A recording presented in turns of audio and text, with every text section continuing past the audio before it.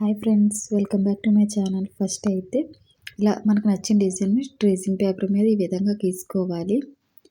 ఈ విధంగా గీసుకుంటే కింద అనేది ప్రింట్ ఈ విధంగా అయితే వస్తుంది. నాకైతే గీయడం గట్ట రాదు. మా అక్క అయితే స్టిచ్చింగ్ చేస్తుంది నా బ్లౌజెస్ అన్నీ. తనే ఈ విధంగా బ్లౌజ్కి లైనింగ్ అతికేసిన తర్వాత ఈ ప్రింట్ అనేది తనే నాకైతే గీసిచ్చింది.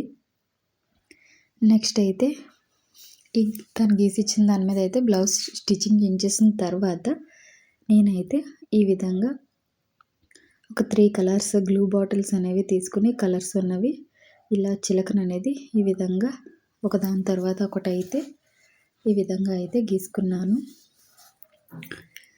ఫస్ట్ అయితే మనం ఈ చిలకలైనా ఏమైనా ముగ్గులైనా ఇప్పుడు తంజావూరు పెయింటింగ్స్లో వేసుకుంటున్నాం కదండి, ఇలా గీసుకోవచ్చు. లేకపోతే మనం నార్మల్గా గీసుకోవచ్చు, లేదా ఈ విధంగా చక్రం అనేది పెట్టుకొని గీసుకోవచ్చు. గీసుకున్న తర్వాత ఫస్ట్ అయితే మనం ఒక కలర్ ఉన్నాయన్నీ ఈ విధంగా గీసుకొని నెక్స్ట్ అయితే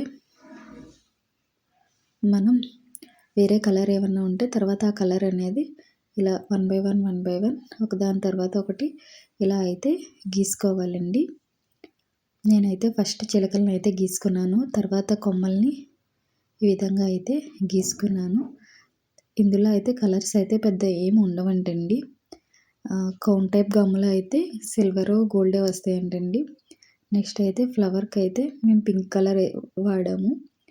నెక్స్ట్ కొమ్మలకైతే ఇంకో ఫ్లవర్ ఉంది కదా చిలక పైన, ఆ ఫ్లవర్కి కూడా పింక్ కలర్ అనేది వేసుకున్నాం.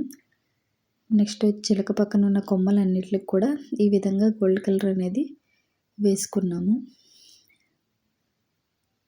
నెక్స్ట్ అయితే పూర్తిగా ఈ విధంగా వేసుకుంటే సరిపోతుందండి. అంతే అండి. బ్లౌజ్ అనేది మొత్తం ఆరిన తర్వాత ఈ విధంగా అయితే ఉంటుంది. బ్లౌజ్ ఫ్రంట్ నెక్ అయితే ఈ విధంగా కట్ వర్క్ అనేది పెట్టించుకున్నాను.